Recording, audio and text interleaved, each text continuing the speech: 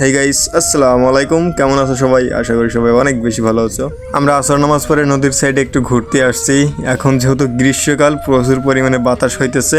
আমরা মসজিদের ওখানেই বাতাসটা উপভোগ করতেছিলাম, কিন্তু ভাবলাম যে নদীর সাইডে যাই, তাহলে আরো বেশি ভালো মতো উপভোগ করতে পারবো। এই জন্য মূলত আমাদের নদীর সাইডে আসা। রেগুলারই আমরা আসর নামাজ শেষ করে নদীর সাইডে আসি ঘুরতে। এখানে কিছুক্ষণ আড্ডা দেই, আড্ডা দিয়ে তারপর আবার মাগরিবের আজানের কিছুক্ষণ আগেই আমরা চলে যাই। আজকে চলে এসেছি মধুমতি নদীর তীরে। মধুমতি নদীর তীরে এসে দেখলাম অনেক কিছু, অনেক পোকামাকড়, অনেক সুন্দর সুন্দর গাছপালা। এখানে গাছপালা কোন জায়গায়? কি আমার পাশে যে এই লোকটাকে দেখতে পারতেছেন, কি মনে হচ্ছে সে একটা মানুষ? না, সে একটা মির্জাফর। বন্ধুর সাথে যে বেইমানি করে সে মানুষ হতে পারে আমি মনে করি না। যা করার তো করেই ফেলছে, বেইমানি আমার সাথে করছে। মির্জাফরের চিনে রাখেন, এরকম বন্ধু আমার মনে হয় সম্পর্ক না রাখাই ভালো।